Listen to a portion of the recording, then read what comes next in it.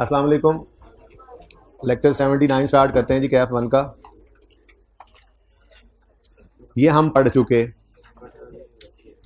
अगर share issue market price पे हो, इसको 23 पे करा दो भाई, और इसको भी चलवा के सबको बराबर कर दो ना, किसी एक बच्चे को सजा ना दिया करो।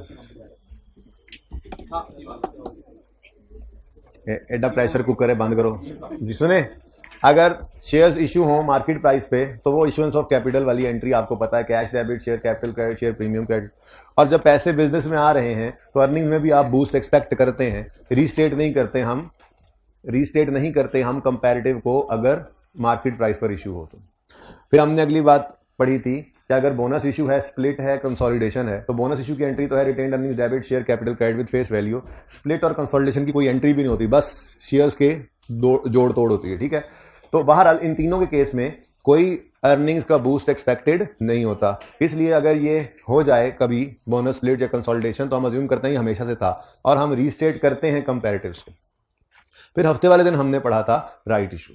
राइट इशू मैंने आपको कहा था कि नॉर्मली मार्केट प्राइस से कुछ कम प्राइस पे हम इशू करते हैं, तो बहरहाल इसमें भी कुछ ना कुछ बोनस एलिमेंट होता है।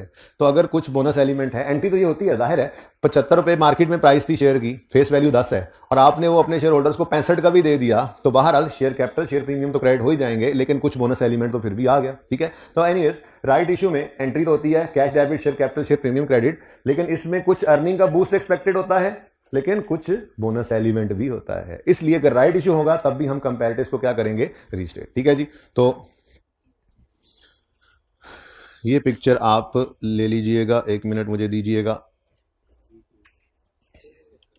ले,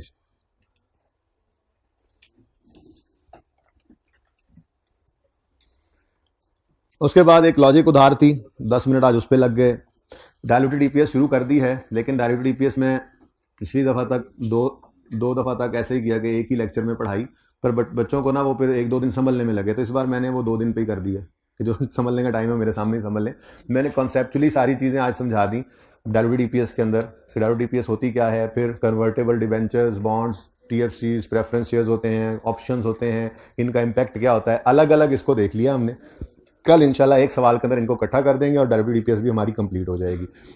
ओ साकिब को बुलाएं, एक होमवर्क में सवाल देना कम रह गया। अच्छा जी, साकिब को बुला लें। अच्छा जी, अब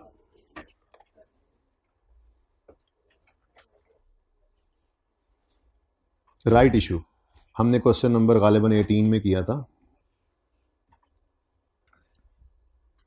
मैंने वो एक जैसे 2 सवाल बनाए थे, ये मैंने बच्चों को ना लॉजिक दी है, जरा ये मैं लॉजिक आप लोगों की मिटा दूं, फिर आपको भी दे लूं। फिर उसके बाद उन बच्चों ने यही कहा था कि रहने दो सर।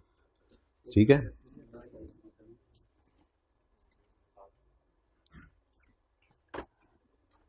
अच्छा जी, इधर देखें, ये हमारा वो सवाल है जो सवाल मैंने चेंज किया था, क्योंकि ये चेंज्ड सवाल इधर लिखा हो इसलिए पहले मैं इसी के ऊपर लॉजिक अप्लाई कर रहा हूँ।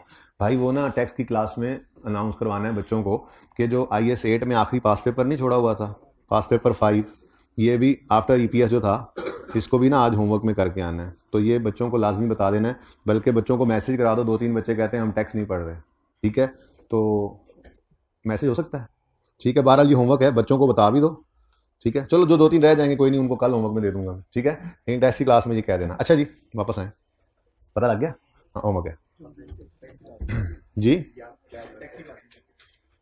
अच्छा जी, सुने, हमने राइट इशू ये पढ़ा था जी कि ईपीएस निकालेंगे, स्टेप 1 में बेस ईपीएस निकालेंगे 15 की, फिर स्टेप 2 में 16 की ईपीएस निकालेंगे और 15 को रीस्टेट करेंगे।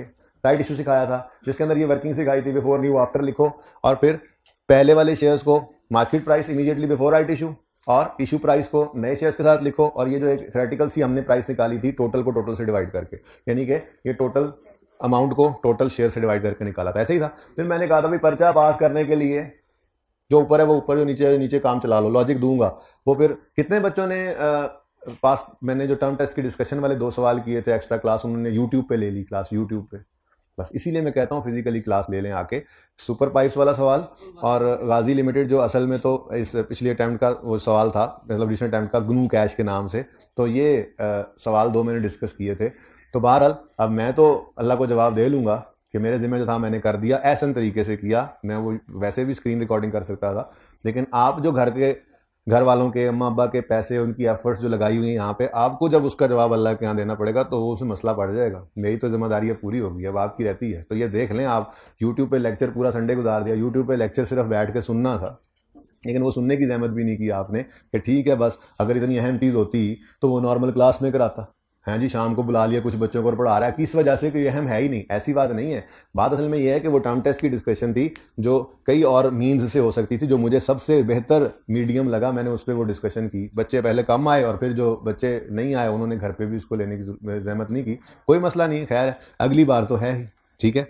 अच्छा जी, राइट इशू, ये राइट इशू का तरीका, ये राइट इशू का तरीका, इस तरीके से हमने ये सवाल भी किया, फिर मैंने ये सवाल भी कराया, फिर मैंने पास पेपर का एक सवाल भी कर दिया, फिर आपको होमवर्क के अंदर काफ़ी सारे सवाल, 8-10 सवाल थे, कितने थे हैं तो नहीं कम थे, 9 सवाल थे, वो सवाल आपने किए, सब सवाल हो गए।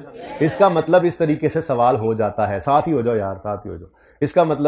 इसका मतलब ये सवाल राइट इशू वाला इस तरह से हो जाता है, ठीक है। अब लॉजिक देता हूं, हमने ये 50 डिवाइड बाय 48 किया है, तो ये बेसिकली ये फ्रैक्शन बना है ना, यानी कि 1.04 को आपने मल्टीप्लाई किया है ना, ठीक है। अब ये एक शॉर्टकट से हमने ये काम चलाया था, अब मैं लॉन्ग कट से यही काम चलवाता हूं, ठीक है जी।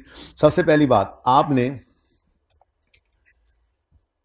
जो शेयर्स इशू किए हैं वो कितनी प्राइस पर किए हैं बच्चों? ये आप कहोगे सवाल दिखा दें, वैसे सवाल से एक बार देख लो, क्योंकि दूसरे सवाल में ये नजर नहीं आना तो फिर ये ना कहना। देखो सवाल में लिखा हुआ है 10,000 ओपनिंग शेयर्स थे, 10,000 ओपनिंग शेयर्स ये पड़े हुए हैं। सवाल में यहाँ पर पढ़ा होता है ना सवाल, क्योंकि अगला सोल्यूशन भी है ना, वहां से लॉजिक देनी है, फिर आपको क्या वो सवाल मिटाओ, मैंने मिटाना नहीं है, ठीक है ना, क्योंकि असली सवाल तो आपकी किताबों में है और ये नकली सवाल मेरी किताब के अंदर है, ठीक है ना। तो दोनों सवाल हमारे पास होने तो चाहिए। ओके, तो 10,000 ओपनिंग शेयर्स हैं। उसके बाद अगली चीज, इशू प्राइस 40 रुपए और मार्केट प्राइस 50 रुपए, ये दोनों भी गिवन है। न्यू के साथ इशू प्राइस लिखी हुई है और बिफोर वालों के साथ मार्केट प्राइस लिखी हुई है। उसके बाद 1 new share for every 4 held, चलो ये तो नजर यहीं से ही आ जाता है, बहरहाल इसकी हमें इंशाल्लाह जरूरत नहीं पड़ेगी, ठीक है। चलो अब जरा लॉजिकली इस बात को समझे।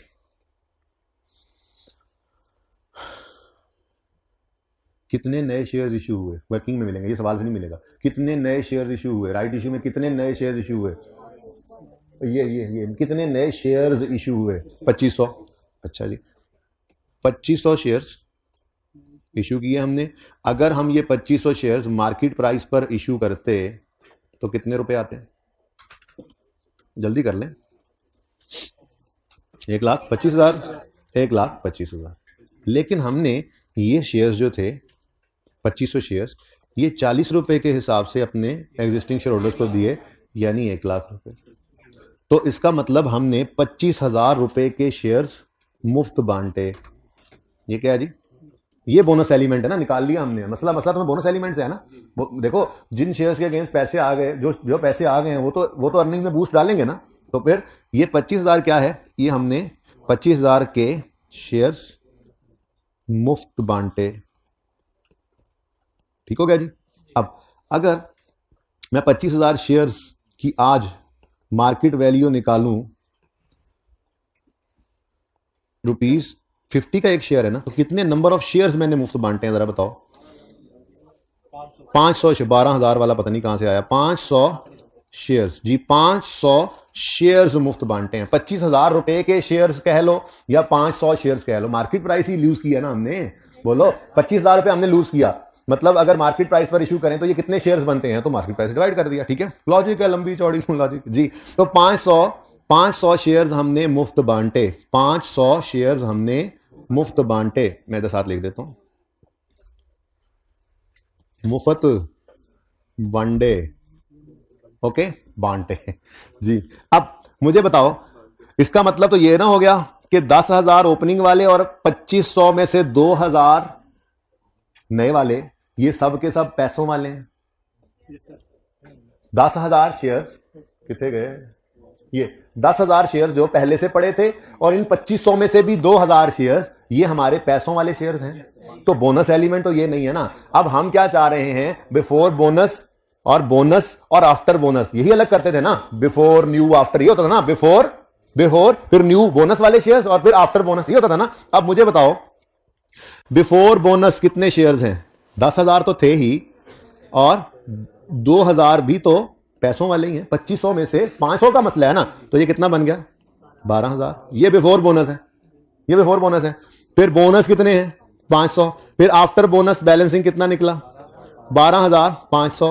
अब जरा आप डिवाइड करिए 12,000 बिफोर, ये आफ्टर पे लेके आना है ना, ठीक है।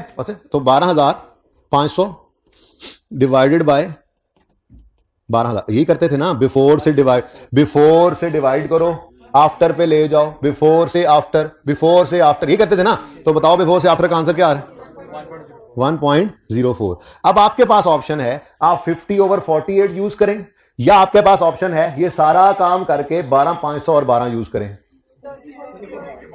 लॉजिक समझ तो आती है, तो नहीं आई तो घर पे जाके 2-3 बार समझोगे समझ आ जाए, वरना मैं तो ये कहता होता हूं बच्चों को जरूरत भी नहीं है।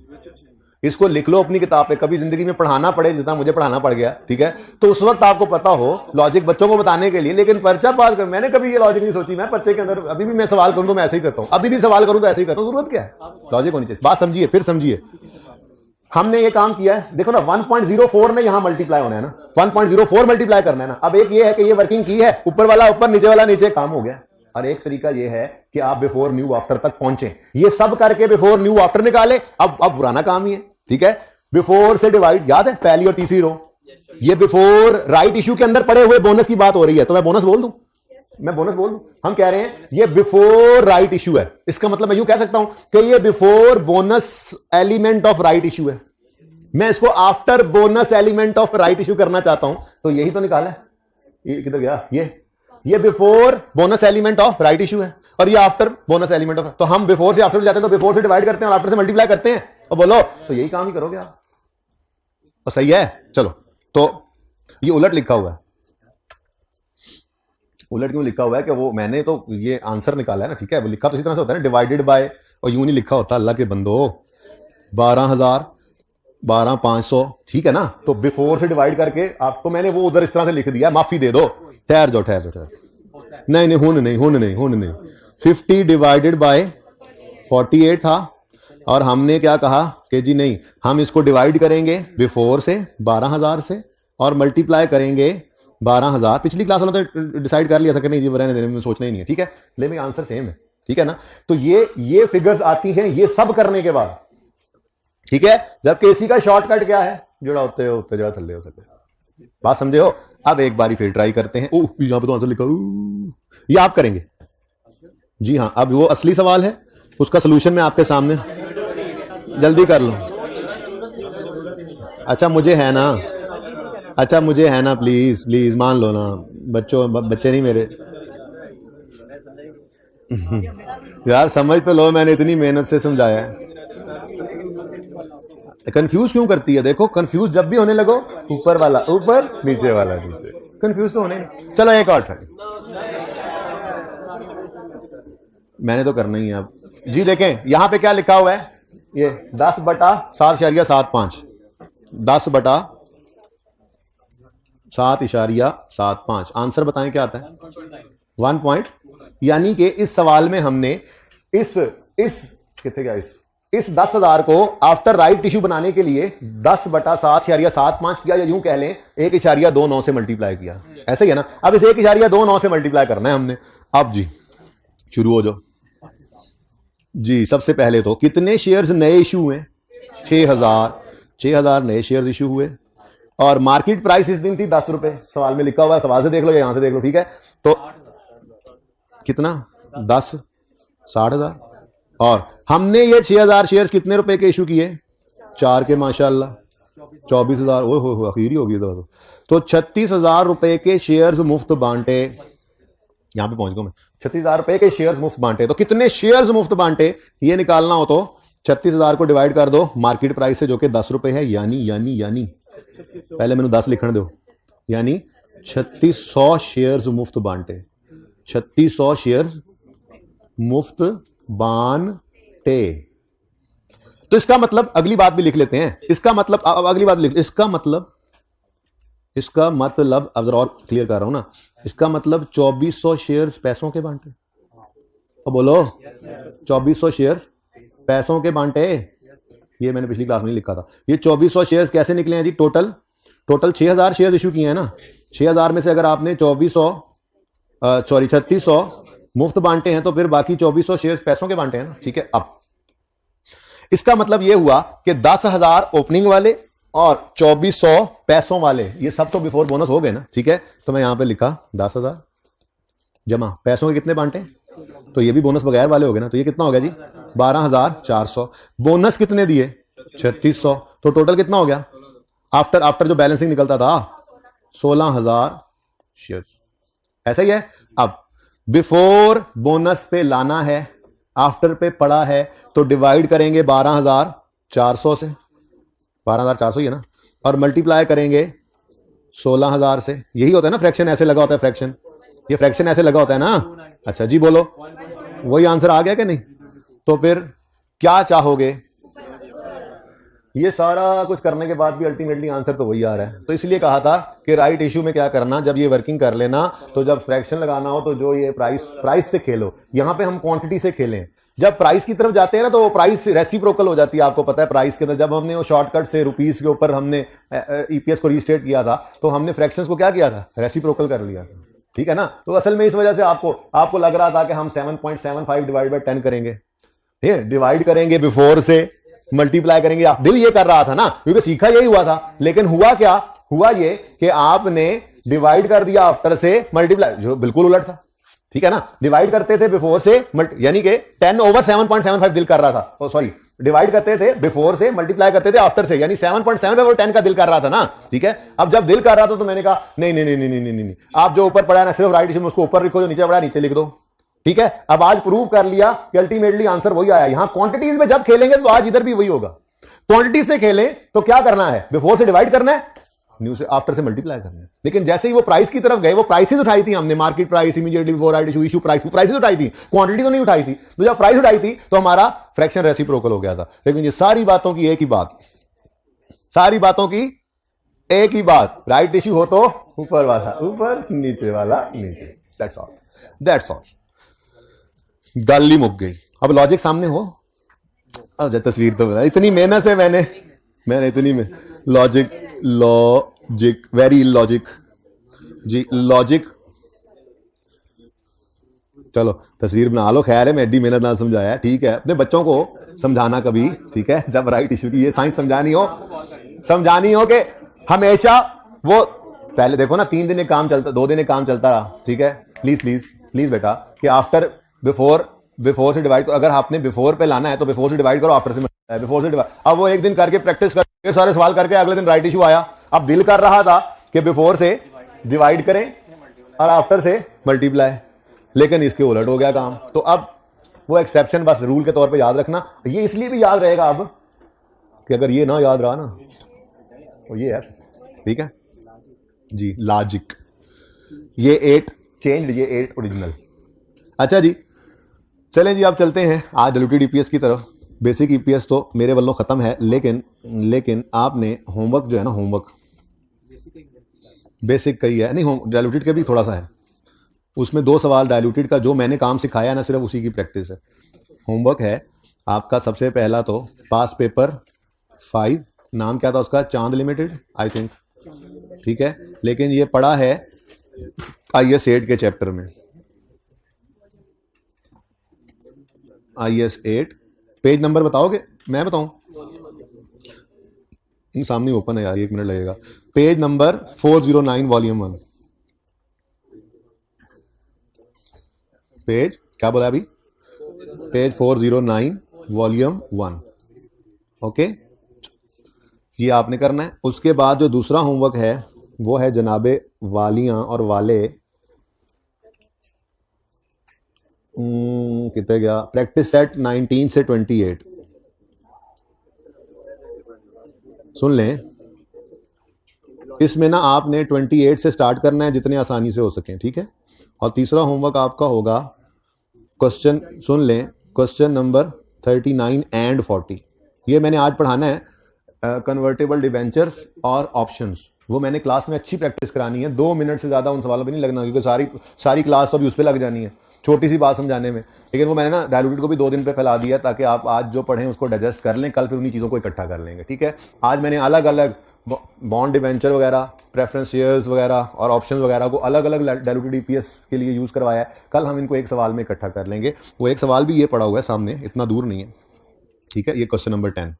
अच्छा जी, तो क्वेश्चन 39 और क्वेश्चन 40 ये आपके पेज नंबर 532, जाहिर है वॉल्यूम 2 ही चल रहा है आपका, ईपीएस का टॉपिक है, ठीक है ना। ये सारे बाकी IAS 33 है, IAS 33 ईपीएस है, IAS 33, ओके।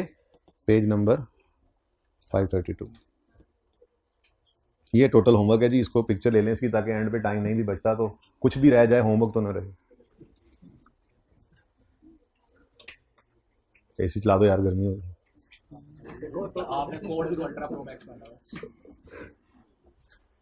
क्लास में हीटर इतने लगे होते हैं, बाहर ठंड होती है जी। अच्छा जी, ये क्या है जी? Share certificate. पाकिस्तान में कोई बंदा 10 रुपए लेके जाए तो कंपनी उसे एक पर्चा पकड़ा देती है जिसके मुंह के ऊपर लिखा होता है 10 रुपए, ठीक है। ये 10 रुपए फेस वैल्यू कहलाती है, इसको पार वैल्यू भी कहते हैं, इसको नॉमिनल वैल्यू भी कहते हैं। और जब भी कोई शेयर इशू करेगा, कोई भी ऑर्गेनाइजेशन, कोई भी कंपनी जब भी शेयर्स इशू करेगी तो उसको कैश पे करना पड़ेगा।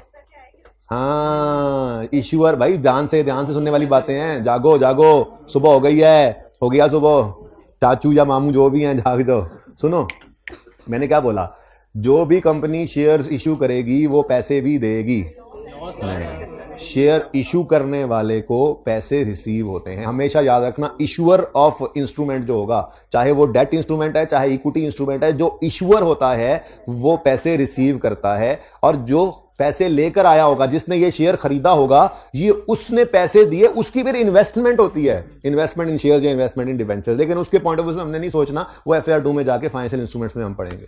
किसी के शेयर्स खरीदेंगे तो इन्वेस्टमेंट इन शेयर्स कहलाएगी, किसी के डिवेंचर्स खरीदेंगे तो इन्वेस्टमेंट इन डिवेंचर्स कहलाएगी। बात समझ रहे हैं? तो इक्विटी इंस्ट्रूमेंट कहते हैं शेयर को। शेयर सर्टिफिकेट क्या होता है? Equity instrument, okay. ये डेट नहीं है, ये इक्विटी है। तो जो भी इस इक्विटी इंस्ट्रूमेंट को इशू करेगा, इशूअर जो होगा, इशूअर वो क्या एंट्री पास करेगा? Cash debit share capital credit, यानी उसको कैश रिसीव होगा, ठीक है। तो issuer of shares cash receive करेगा। हाँ, ये एक लायबिलिटी बन गई इसकी। ये लायबिलिटी होती है ना, बचपन में उस्तादों ने पढ़ाया था कि शेयर कैपिटल, छोड़ दो यार मोबाइल की, शेयर कैपिटल जो है वो पेएबल टुवर्ड्स ओनर। कैपिटल क्या होता है? पेएबल टुवर्ड्स ओनर होता है, ठीक है ना। अच्छा, इसी तरह से कंपनी को पैसों की जरूरत पड़े तो कभी कभी, ये पता है आपको, ये शेयर कैपिटल तो इररिडीमेबल होता है, ये तो कभी भी वापस नहीं आने होते, ठीक है ना। लेकिन कंपनी को कभी कभी पैसों की जरूरत पड़े तो कंपनी डिबेंचर्स भी इशू करती है। भाई साहब, डिबेंचर्स इशू होते हैं। घड़ी की तरफ क्या सही नहीं चल रहे यार, तेज कर दो भाई इनको, ये 23 पे 22 पे करवा दें, बच्चों को मसला हो रहा है जी।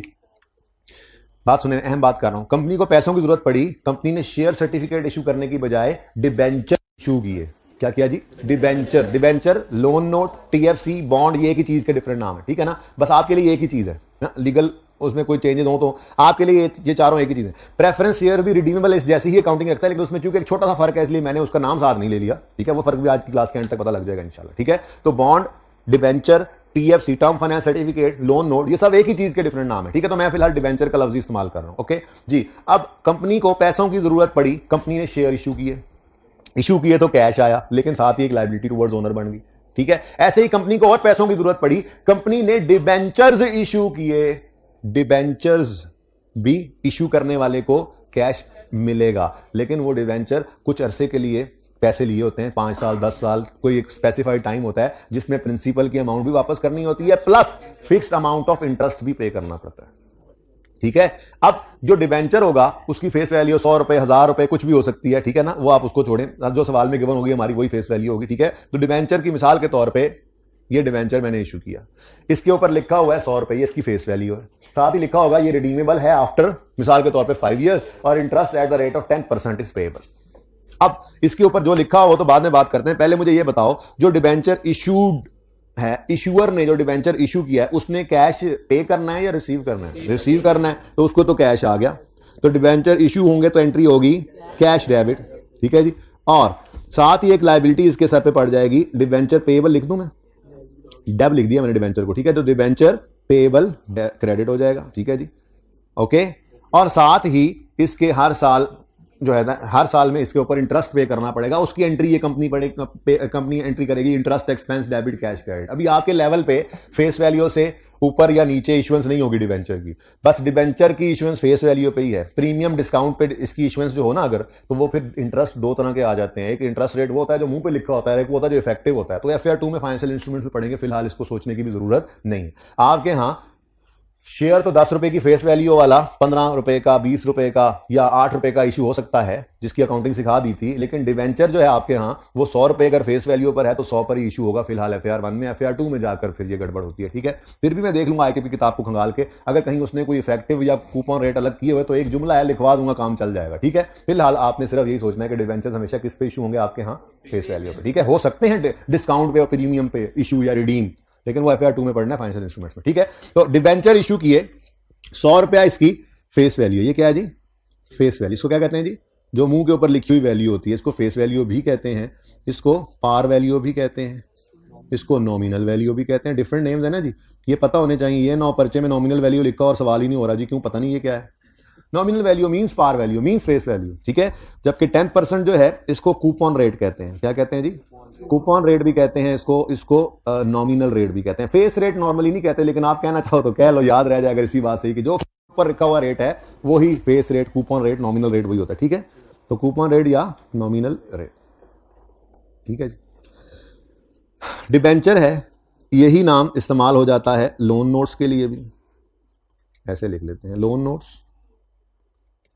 या TFC कहते हैं टर्म फाइनेंस सर्टिफिकेट्स को, टर्म फाइनेंस सर्टिफिकेट्स। बॉन्ड्स को, ये जेम्स बॉन्ड नहीं है, बॉन्ड्स है, ठीक है। अच्छा, उसके बाद मैं लिख रहा हूं यहां पर इररिडीमेबल, सॉरी रिडीमेबल, इररिडीमेबल तो लोन हो ही नहीं सकता, हाँ चलो, अच्छा जी, redeemable, my mistake, redeemable preference share capital, ठीक है जी। तो ये सारे के सारे एक ही तरह की चीज है, ठीक है, लायबिलिटी है कंपनी पे, ठीक है। हाँ, अब इनमें सिर्फ इसके अंदर एक छोटा सा फर्क आएगा, वो जब बच्चों को मैं अभी डिस्कशन शुरू करता हूं ना, तो आप भाई जान दे, आपको जो है ना वो मैं बता भी देता हूं, ठीक है जी।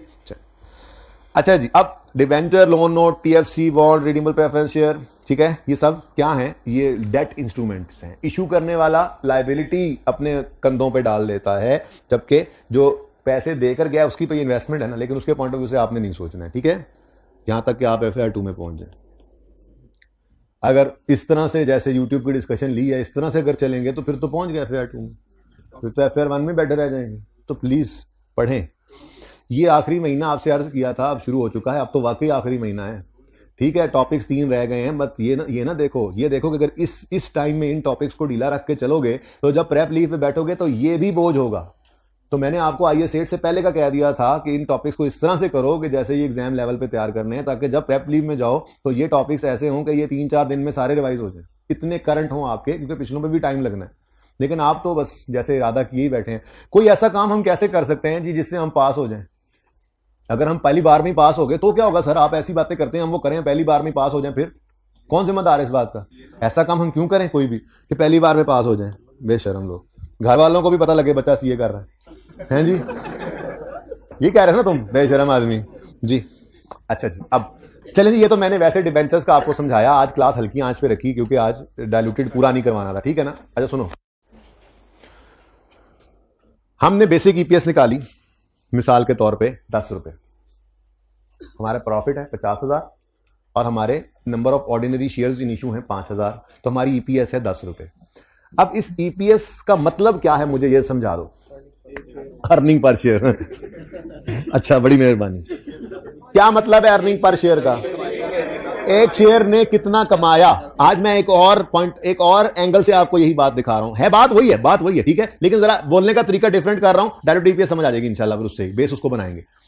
10 रुपए पर शेयर का मतलब यह है कि जितनी भी अर्निंग्स, देखो ये जो अर्निंग्स हम ये EPS में लेकर आते हैं, इसमें से सारे बिजनेस के खर्चे माइनस हो जाते हैं, इवन के रिडीमेबल का प्रेफरेंस डिविडेंड भी माइनस हो जाता है, टैक्स भी माइनस हो जाता है, और तो और इररिडीमेबल का डिविडेंड भी माइनस हो जाता है। यानी ये वो अर्निंग्स हैं जिसमें अब किसी का कोई हक नहीं है। हुकूमत ने जो लेने थे वो भी ले लिए, वो अलग बात है कि डिविडेंड के ऊपर भी टैक्स ले लेती है हुकूमत, लेकिन छोड़ें इस बात को फिलहाल, ठीक है ना, फिलहाल छोड़ें इस बात को, सादा रखें बात को जी। वो असल में फिर इंडिविजुअल का टैक्स बन जाता है ना, वो जब डिविडेंड निकाल के ले जाएगा डायरेक्टर घर पे, तो वो उसका टैक्स बनेगा ना, हम उसकी बात नहीं कर रहे, ठीक है ना, हम कंपनी की बात कर रहे हैं। कंपनी से तो निकल जाएगा ना, उसके बाद वो घर पे देता रहे, टैक्स तो देता रहे, हमें इससे क्या, ठीक है ना। अच्छा, तो बात ये हो रही है कि 10 रुपए पर शेयर ईपीएस का मतलब यह है कि जितनी अर्निंग्स ये बिजनेस ने इस वक्त जो सामने पड़ी, ये सिर्फ ऑर्डिनरी शेयर होल्डर्स को एट्रीब्यूटेबल अर्निंग्स है, ठीक है ना। जितनी अर्निंग्स पड़ी हैं, अगर ये सारी कंपनी आज बांट दे तो हर शेयर के बदले कितनी जाएगी, यानी हर एक शेयर रखने वाले को कितने रुपए मिलेंगे, 10, तो 2 वाले को 20।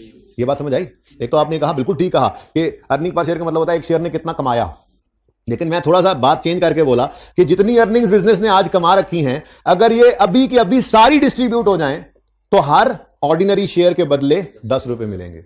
ये मतलब सही है, इसमें कोई हर्ज तो नहीं है ना। बात ऐसे बांटना ना बांटना तो बात की बात है, बांटा शायद 1 रुपया हो 2 रुपए, उन्होंने बिजनेस को, बहुत सारे डिसीजन होते हैं जी, हमने रिटेन रखना है, हमने बिजनेस ग्रो करना है, ये है वो है, सारा कुछ होता है, वो बात नहीं कर रहा। बात ये कर रहा हूं कि बहरहाल ये ईपीएस बता क्या रही है, ये ईपीएस बता क्या रही है, अगर आज सारी अर्निंग्स बांट दे कंपनी तो हर ऑर्डिनरी शेयर के बदले 10 रुपए मिलेंगे। जिसके पास 2 होंगे उसको 20 मिलेंगे, जिसके पास 3 होंगे उसको 30 मिलेंगे, ठीक है। अब कभी कभार ऐसा होता है कि ऑर्गेनाइजेशन होती हैं, वो ये जो ऑर्डिनरी शेयर्स के साथ साथ ये डेट इंस्ट्रूमेंट्स इशू किए होते हैं ना, इन डेट इंस्ट्रूमेंट्स को कभी कभी कन्वर्टेबल का ऑप्शन भी दे देती हैं।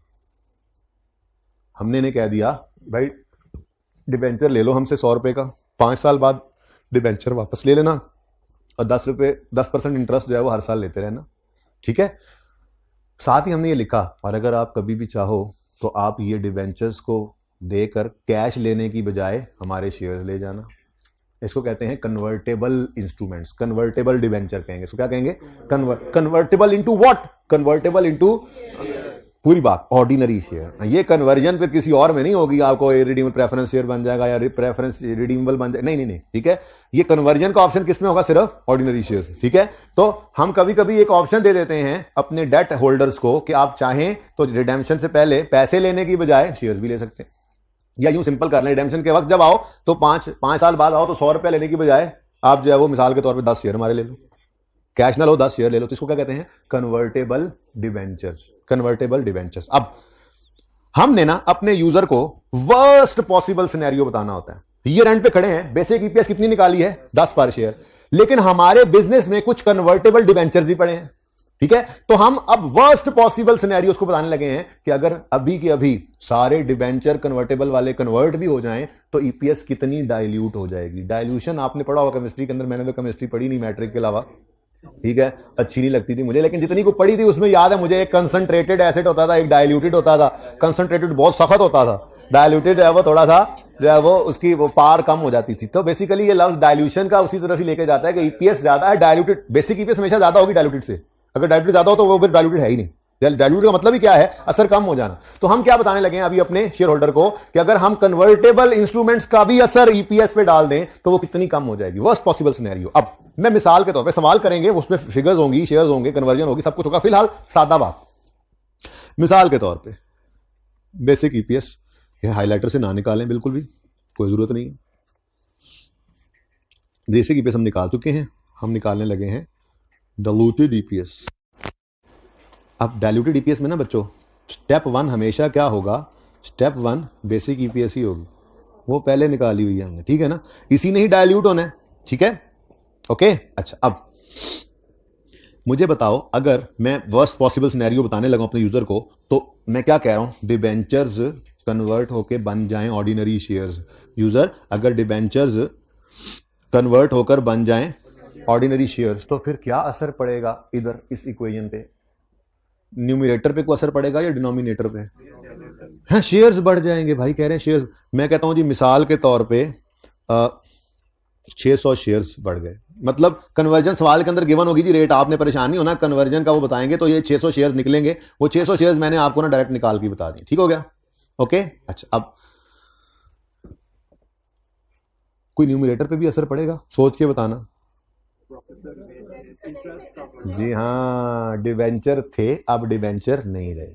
डिबेंचर थे तो फिक्स इंटरेस्ट देते थे, अगर शेयर बन गए तो अब तो फिक्स, अब तो वो डिविडेंड देंगे या नहीं देंगे तो बात की बात है, और वो वैसे भी अब इसके बाद की बात है, प्रॉफिट का बंटवारा है, ठीक है। तो इसका मतलब अगर नंबर ऑफ शेयर्स बढ़ेंगे डिनोमिनेटर में तो ये पहले डिबेंचर से ना जो अब शेयर बन गए, तो इसलिए जो इंटरेस्ट इनका पे होना था, अज्यूम करो कि फिर वो इंटरेस्ट भी पे नहीं होगा। जब आपने इनको शेयर बना लिया तो फिर ऊपर जो प्रॉफिट तक आते आते इनका इंटरेस्ट माइनस हुआ था, उसको भी क्या करना पड़ेगा, ऐड। अगर इंटरेस्ट सेव हुआ है तो एक्सपेंस कम हुआ है, उसको ऐसे प्रॉफिट क्या हो जाएगा, बढ़ जाएगा। ठीक है, लेकिन इसमें ना ये जो फिगर होगी ना, ये फिगर, इसको आपने याद रखना है, हमेशा नेट ऑफ टैक्स लेना है। क्या करना है जी, नेट ऑफ टैक्स। मैं आपको आसानी के लिए समझाता हूं, ये मैंने नीचे एक टेबल बनाया हुआ है। मिसाल के तौर पे आपका 60 रुपए का एक एक्सपेंस था, इंटरेस्ट ऑन डिबेंचर, जो प्रॉफिट तक आते आते माइनस हो चुका था। ठीक है, उसके बाद आपका टैक्स निकला और पैट आया, यही पैट आपने ऊपर ईपीएस में जो है वो यूज किया हुआ। ठीक है, अब आपने डिबेंचर्स को कन्वर्ट करके शेयर बना लिया। जब शेयर बना लिया तो ये क्या हो जाएगा, जीरो, मतलब यहां पे। लेकिन अब मसला क्या है, 70,000 तक आते आते ये क्या हो चुका है, माइनस हो चुका है। तो हम क्या कहेंगे, हम कहेंगे जी इसको ऐड करो। अब एक्सपेंस प्रॉफिट तक आते आते माइनस हुआ था, अगर उसको रिवर्स करना है तो प्रॉफिट को बढ़ाना पड़ेगा, तो प्लस हो जाएगा 60। लेकिन ये कितना बन जाएगा, 70060। लेकिन बच्चों आप खुद देखो ना, अगर आपका प्रॉफिट बढ़ा है तो क्या टैक्स नहीं बढ़ेगा? ये टैक्स किस पे लगता है, पीबीटी पर ही लगता है। पीबीटी 70 से 70,000 60 हो गया तो टैक्स 20,000 ही रहेगा क्या? नहीं, वो भी बढ़ेगा। लेकिन अब वो मैं एग्जैक्ट फिगर नहीं, बस ऐसे ही अज्यूम कर रहा हूं, क्योंकि मैंने परसेंटेज तो दी नहीं ना सवाल में। ठीक है, तो मैं कहता हूं मिसाल के तौर पे 10 रुपए टैक्स जो है वो बढ़ जाए। ठीक है, जिस वजह से ये क्या हो गया, 10। तो ये टैक्स कितने से बढ़ा, 10 रुपए से। तो नेट में जो प्रॉफिट आया वो कितना आ रहा है, तो इसका मतलब नेट में तो हमें, नेट में तो हमें जो सेविंग मिली है वो सेविंग 50 रुपए की नहीं मिली। तो हम अलग से पागलों की तरह पहले 60 को ऐड करें, फिर 10 को माइनस करें, इसका इंपैक्ट लें, उसकी बजाय हम किए क्या करेंगे, जो इंटरेस्ट सेविंग होगी उसको नेट ऑफ टैक्स करेंगे। इंटरेस्ट सेविंग 60 रुपए है, टैक्स 10 रुपए है, तो नेट में सेविंग कितनी, 50 है। इसी ने प्रॉफिट को बढ़ाना है ना, तो हम हमेशा क्या किया करेंगे, इस सेविंग को ही नेट ऑफ टैक्स करके प्रॉफिट पे बढ़ा लिया करेंगे। ठीक है, तो मेरी इस एग्जांपल को मद्देनजर रखते हुए हमारा 50 रुपए से प्रॉफिट बढ़ गया। ठीक है जी, ओके। लेकिन ये 50 क्या है, ये 60 नहीं लिया, असल में एक्सपेंस कितना था, देखो मेरी एग्जांपल है ना, डेटा नहीं लिया, असल में कितना था एक्सपेंस 60 का, लेकिन हमने यहां पर कितना लिया है, 50, नेट ऑफ टैक्स कर दिया इसको। ठीक है, हर कोई अपने हमसाये को देख ले, कोई सो रहा हो तो जगा दे। अच्छा जी, सुनो भाई, सो रहा हो तो जगा दे, ठीक है, जागते हो को नहीं जगाना जी। बताएं जी, रुपीज, ये बात समझ आई है? ये डाइल्यूशन हो गई 8.9 पर शेयर। हम क्या कह रहे हैं, शेयर होल्डर्स बेसिक ईपीएस 10 है, सारी अर्निंग्स आज बांट में तुम्हें 10 रुपए मिलेंगे। लेकिन अगर कन्वर्टेबल डिबेंचर्स वाले भी सारे आके कन्वर्ट करा लेना, तो फिर हर शेयर, क्योंकि नंबर ऑफ शेयर्स बढ़ जाने आपको पता है, फिर बंटवारा ज्यादा होगा, है जी। तो फिर 8.9 पर शेयर ईपीएस है। ये वर्स्ट पॉसिबल सिनेरियो है यूजर्स, इससे कम कुछ नहीं होगा, ये कम से कम तो ये है ही। ठीक है, अगर अभी के अभी वो सारे आन खड़े हो, हाँ भाई शेयर्स दो, नहीं चाहिए डिबेंचर, ये पकड़ो डिबेंचर, दो हमारे शेयर्स, कन्वर्ट करा के 600 शेयर दे दो हमें। तो अगर अभी वो शेयर देने भी आ जाए ना, तो ये अर्निंग्स डाइल्यूट हो जाएंगी पर शेयर। पहले 10 मिलने थे, अब ये कितने हो जाएंगे, 8.9। इसे कहते हैं डाइल्यूटेड अर्निंग्स पर शेयर। ठीक है जी, ये एक वैसे ही एग्जांपल है, इसको सवाल में अप्लाई करेंगे तो इंशाल्लाह ज्यादा बेहतर समझ आएगा। जी बोले, क्वेश्चन है कोई? जी बेटा, जी बेटा, क्वेश्चन जी। एसी ऑफ करा दें जी, बड़ा क्वेश्चन था जी, समझ आ गया आप जी। डिबेंचर में और शेयर में बेसिक डिफरेंस है कि डिबेंचर डेट इंस्ट्रूमेंट है, लोन है, जबकि शेयर इक्विटी है। शेयर के अगेंस्ट, ये पुरानी बात है वैसे तो, शेयर के against specified amount specified time पे नहीं पे होनी। ओरिजिनल पैसा जो शेयर के ऊपर लिखा हुआ है वो जब वापस होगा जब कंपनी बंद होगी, और जो उसके ऊपर डिविडेंड है वो भी पता नहीं कितना कब कैसे देते हैं, वो तो डिफरेंट होता है। लेकिन जो डेट इंस्ट्रूमेंट होता है उस पर जो अमाउंट आई है वो वापस कैसे जाएगी जी, हर साल किस्तें देंगे जी, 5 साल बाद इकट्ठा लोन वापस करेंगे, स्पेसिफाइड डेट पे स्पेसिफाइड अमाउंट। इवन इंटरेस्ट की भी स्पेसिफाइड रेट है, स्पेसिफाइड डेट है, स्पेसिफाइड अमाउंट है, हर साल के एंड पे ये सारा कुछ इस तरह इंटरेस्ट ही मिलेगा। किसको? डिबेंचर पे सिर्फ इंटरेस्ट मिलेगा। लेकिन अगर डिबेंचर को कन्वर्ट करा के शेयर बना लोगे, अभी कन्वर्ट कराया नहीं है इन्होंने, अभी तो 10 रुपए, इसीलिए बेसिक ईपीएस 10 है। लेकिन अगर ये कन्वर्ट करा लेंगे तो फिर इनको इंटरेस्ट तो नहीं ना मिलना, तो वो हमने सेविंग में रिकॉर्ड किया, लेकिन फिर उनको ये अर्निंग्स तो बढ़नी पड़ेगी हमें। ओके जी, जी बच्चों ये वैसे ही थी एग्जांपल, इसको बस समझाने के लिए था, इसको लिखने के लिए तो ये है ही नहीं। ठीक है ना, अगर लिखनी भी है तो तस्वीर बना लें, घर पे लिखा। अब मैं आपको बताता हूं जो 3 चीजें हमारे सिलेबस में हैं जिनकी वजह से डाइल्यूशन हुआ करेगी। ठीक है, एक तो मैंने आपको पढ़ा दिया कन्वर्टेबल डिबेंचर। डिबेंचर जैसे ही आएगा आप फौरन का समझ जाओगे टीएफसी भी यही होता है, बॉन्ड भी होता है, लोन नोट भी यही होता है, ठीक है, मैंने पहले ही लिख दिया। रिडीमेबल प्रेफरेंस शेयर और कन्वर्टेबल डिवेंचर, इनकी अकाउंटिंग 99% सेम है, सिर्फ एक छोटा सा फर्क है, नेट ऑफ टैक्स करते हुए एक रूल वो कल लिखवाऊंगा, इस वजह से मैंने इनको अलग कर दिया, और वजह कोई नहीं है, ठीक है ना। वरना मैं यूं लिख सकता था कि कन्वर्टेबल इंस्ट्रूमेंट्स हैं या शेयर ऑप्शन, ठीक है ना, दो चीजें ही हैं, लेकिन क्योंकि छोटा सा एक फर्क है इसलिए मैंने इनको अलग कर दिया। ओके, तो कन्वर्टेबल इंस्ट्रूमेंट्स, कन्वर्टेबल डिबेंचर्स हैं, क्या मतलब convertible instruments, convertible into ordinary shares. Debentures convertible अगर ऑप्शन नहीं है तो फिर ये कन्वर्टेबल नहीं है। डिबेंचर हो सकते हैं कंपनी के पास, कन्वर्जन का ऑप्शन ना हो, उनको ईपीएस में नहीं लेना, ठीक है, तो कन्वर्टेबल डिबेंचर्स हो सकते हैं। कन्वर्टेबल प्रेफरेंस शेयर्स हो सकते हैं, रिडीमेबल प्रेफरेंस शेयर्स ही कन्वर्ट होंगे ना, वो पैसे मिलने थे, उन्होंने कहा नहीं जी आप इनको शेयर कैपिटल, या शेयर ऑप्शन भी एक चीज होती है। शेयर ऑप्शन जिसको आपने टैक्स में शायद पढ़ा हो, एम्प्लॉय शेयर स्कीम की तरह से, ठीक है। शेयर ऑप्शन होता है कि आप आज जो है वो कुछ पैसे लेकर ऑप्शन टू बाय शेयर दे देते हैं, लेकिन जाहिर सी बात है वो एवरेज मार्केट प्राइस से कम पे देते हैं, तभी ऑप्शन लेने वाला ऑप्शन लेगा ना, ठीक है। तो इसमें भी एक बोनस का एलिमेंट आता है, वो उसी की तरफ बात करेंगे, वन बाय वन सबको देखते हैं। तो सबसे पहले कन्वर्टेबल डिबेंचर्स को देखते हैं। क्वेश्चन नंबर 8 है आपकी किताबों में, जैसे पेज नंबर है 967।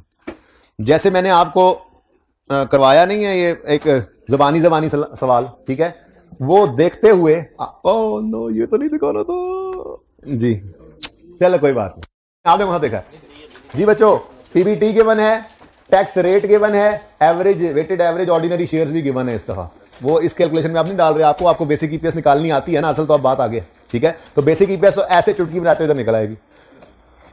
8 लाख को डिवाइड कर दोगे 50,000 से तो ठीक है ना, 8 लाख को डिवाइड कर दोगे 50,000 से तो बेसिक ईपीएस आ जाएगी। 8 लाख को ना करना, अभी जिन्होंने देख लिया ना वो चुप बैठे, जिन्होंने देख लिया था जो मैंने मिटाया, ये प्रॉफिट बिफोर टैक्स है, ध्यान करना, सवाल में ध्यान से देख लेना। टैक्स रेट गिवन है तो इस 8 लाख में से 30% ऑफ 8 लाख माइनस करके जो फिगर है उसको बेसिक ईपीएस में यूज करना। ओके, मत कर बातें आपस में, मत करो। बेसिक ईपीएस निकल आई, आगे पढ़ो। Company has 9% convertible debentures of ₹2 million. भाई देखो मैंने एक सवाल थोड़ा सा ना पिछली क्लास में बनाया, पिछली क्लास में बनाएंगे, ठीक है ना, इसमें मैंने डिफरेंट तरीके से भी कन्वर्टेबल बॉन्ड जैसे उसने दिए हैं, नंबर ऑफ, जैसे याद करो नंबर ऑफ शेयर्स दे देता था और फेस वैल्यू दे देता था, तो हम शेयर कैपिटल के अमाउंट निकालने के लिए number of shares into share की फेस वैल्यू मल्टीप्लाई करके शेयर कैपिटल का बैलेंस निकाल सकते हैं। ऐसे ही डिबेंचर्स भी दो तरह से दे सकता है, या तो नंबर ऑफ डिबेंचर्स देकर डिबेंचर की फेस वैल्यू बता, टोटल अमाउंट बता दे।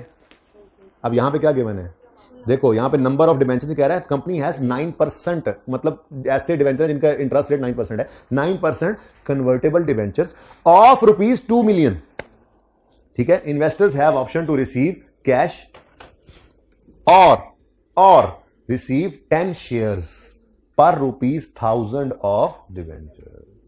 अब सवाल में उसने face value of each debenture नहीं दी, तो हम ये ₹2 मिलियन को टोटल फेस वैल्यू समझेंगे, क्योंकि मैंने आपको ये कहा है वैसे भी खामोशी केस में अज्यूम करना है फेस वैल्यू पर इशुएंस हुई है, और वैसे भी आपके लेवल पे वो डिस्काउंट या प्रीमियम नहीं लाएगा, इधर फेस वैल्यू रखेगा। तो ये फेस वैल्यू अगर नहीं है तो मैं कह सकता हूं निकल तो सकती थी, ₹1000 ही बनेगी। बहरहाल छोड़े इस बात को, ₹100 भी तो हो सकती है। नंबर ऑफ डिबेंचर्स कितने हमें उसने नहीं बताया, टोटल डिबेंचर पेएबल की अमाउंट कितनी है 2 मिलियन, वो बता दिया। अब साथ ही उसने क्या कहा, ऑप्शन है शेयर होल्डर के पास कि चाहे तो ये अपने 2 मिलियन वापस ले ले, या चाहे तो हर ₹1000 ऑफ डिबेंचर के बदले में 10 शेयर ले ले। क्या मतलब, डिबेंचर का ₹1000 जो लाकर दिखाएगा उसको हम अपने 10 शेयर देंगे, जो 2000 लाएगा उसको 20 शेयर। तो सिंपल सी बात है, 2 मिलियन को डिवाइड करोगे ₹1000 से, मल्टीप्लाई करोगे 10 से, तो नंबर ऑफ शेयर्स जो बनते हैं कन्वर्जन वाले वो निकल आएंगे। ट्राई करने के लिए 2 मिनट है आपके पास। अब ट्राई करो, बेसिक और डायल्यूटेड ईपीएस निकालो, 20,000 नहीं निकालना था, बेसिक निकालो, डायल्यूटेड ईपीएस निकालो 20,000, इतना जान कैसे समझ लिया। ये वर्किंग होनी है सारी, यहां पे बेसिक ईपीएस निकलेगी, फिर उसके बाद डायल्यूटेड ईपीएस निकलेगी। डायल्यूटेड ईपीएस के लिए आपने थोड़ा सा काम करना है आपको, ठीक है, जल्दी करो, शाबाश। बेसिक ईपीएस ऐसे, और डायल्यूटेड ईपीएस में थोड़ी सी लाइन लंबी हो जाएगी, पता ही है आपको, क्योंकि डिनोमिनेटर ने भी बदलना है, और कल इंशाल्लाह ना सारी चीजें इकट्ठी एक सवाल में लाएंगे। फिर ऐसे नहीं करना, ये तो मैं एक एक चीज अलग अलग समझा रहा हूं ना। कल ये होगा कि हमने सारी चीजें इकट्ठी आ जाएंगी, तो फिर हमें रैंकिंग करनी पड़ेगी, एक रैंकिंग करेंगे, फिर एक और वर्किंग करेंगे, फिर बेसिक और डायल्यूटेड ईपीएस पे कहीं जाकर पहुंचेंगे। लेकिन उसके लिए जरूरी है इनको अलग अलग सीख लेना, तो इसको इसलिए आज मैंने सिर्फ इनको अलग अलग सिखाया है। ये डिबेंचर्स की प्रैक्टिस करवाई है, फिर ऑप्शंस की प्रैक्टिस करवाई है, उसके बाद कल इनको इकट्ठा करेंगे सवाल में और एग्जाम लेवल का एक सवाल कर लेंगे, ठीक है जी। सवाल तो किताबों में है, आप क्यों देख रहे हैं इधर, देखें जी। देखें जी, सवाल तो किताबों में है आपके, पता नहीं आप क्यों देख रहे हैं। मैंने बस ऐसी लाइनें लगाई हैं, सवाल तो मैं तभी करूंगा जब आप लोग कर लेंगे, क्योंकि बहुत से लोग ऐसे हैं जो बैठे हैं करके तो देख एक दो में ऐसी नकल करनी।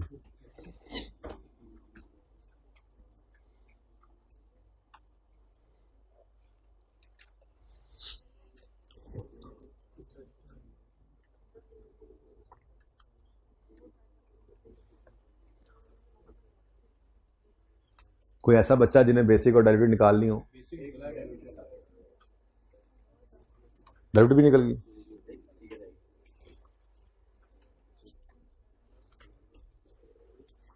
डाइल्यूट कर दो ईपीएस को कन्वर्टेबल्स से, आलूदा कर दो कन्वर्टेबल्स से ईपीएस को। कौन सा पिछला? पिछला नहीं, अब यही देखेंगे। वो तो ऐसे ही था, वो तो बहुत बेस पे चले गए थे। इतनी बस वो दिमाग में बात चल रही होती है कि इंटरेस्ट सेविंग है, नेट ऑफ टैक्स है, बस ठीक है, वो कहानी खत्म है। अब बस इतनी सी बात याद रखनी है, इंटरेस्ट को नेट ऑफ टैक्स करना होता है, सेविंग को। कितने बच्चे कर चुके? कितने बच्चे? एक बच्चे कर चुके। हाइब्रिड में कितने बच्चे कर चुके? कोई बच्चे नहीं कर चुके। अच्छा चलो, एक चांस और दिया जाएगा आपको। अब इधर देखो, मिलके करते हैं, क्या ख्याल? 30 सेकंड और दिए, चलो।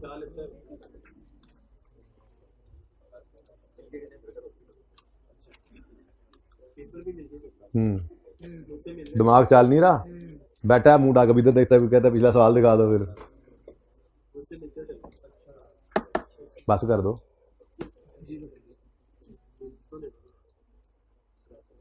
शेर ड्रामा है, जुगते मारोगे? सिर्फ मैं मार सकता हूं। ओके जी, टाइम्स अप। और चलो बस, पहली बात पीबीटी था, इसको पैड बनाना था। 70% से मल्टीप्लाई कर दो। इसको यूं भी लिखा हो सकता है 1 - 0.3, ये होता है बेसिकली नेट ऑफ टैक्स करना 70%, ठीक है ना। हम तो सिंपल ही रखेंगे। तो 800 माइनस 30% ऑफ 800 करो, या 800 को 70% कर दो, 5,60,000, ये है पैट, ठीक है। वो पीबीटी उन्होंने दिया था, हमने पैट निकाल लिया, क्योंकि हमें ये चाहिए होता है हुकूमत वाले पैसे भी निकाल कर बताओ कि शेयर होल्डर को कितने मिलने हैं। हुकूमत वाले पैसे तो शेयर होल्डर नहीं ना देख रहा होता, ठीक है। अब 5,60,000 ये पैट है, कोई इररिडीमेबल का प्रेफरेंस रिडीम सवाल मैंने डाला नहीं है। और weighted average number of shares भी निकालना आप खूब सीख चुके हैं, बड़ी प्रैक्टिस भी की हैं आपने। फिलहाल वो भी गिवन है सवाल में, कितने? 50,000, ठीक है। वो सारा कुछ करने के बाद ये 50,000 आए हों शायद, वो सारा कुछ जो करते थे, ठीक है ना। तो ये आ गई ₹2 पर शेयर। यानी अगर आज सारी अर्निंग्स कंपनी बांट दे तो हर शेयर के बदले 11.2 की अर्निंग बटेगी, हर शेयर को इतना मिलेगा। अब डाइल्यूटेड की बात आती है, तो डाइल्यूटेड मैंने आपको कहा है कि स्टेप 1 तो हमेशा बेसिक ईपीएस ही होगी, ठीक है। तो वो पहले लिख लिया करेंगे, 560,000 डिवाइडेड बाय 50,000। अब प्लस होना है कुछ, डिनोमिनेटर में शेयर्स बढ़ने हैं, न्यूमरेटर में इंटरेस्ट सेविंग की वजह से प्रॉफिट ने बढ़ना है, लेकिन वो इंटरेस्ट सेविंग हम करेंगे नेट ऑफ टैक्स। अब ये सारी बातें यहां पे जरा मुश्किल होंगी, इसलिए वर्किंग 1 और वर्किंग 2 छोटी छोटी मैं करवा देता हूं आपको जी। वर्किंग नंबर 1 में हम क्या निकालने लगे हैं जी? Interest saving. अब ₹2 मिलियन वो फेस वैल्यू, ये कितने का डिबेंचर कितने का था, ये ₹2 मिलियन इकट्ठा ले लिया उन्होंने। फेस वैल्यू क्या है? ₹2 मिलियन, और इंटरेस्ट रेट क्या है? 9%। तो ₹2 मिलियन इंटू 9%, ये आ जाएगा पूरे साल का इंटरेस्ट।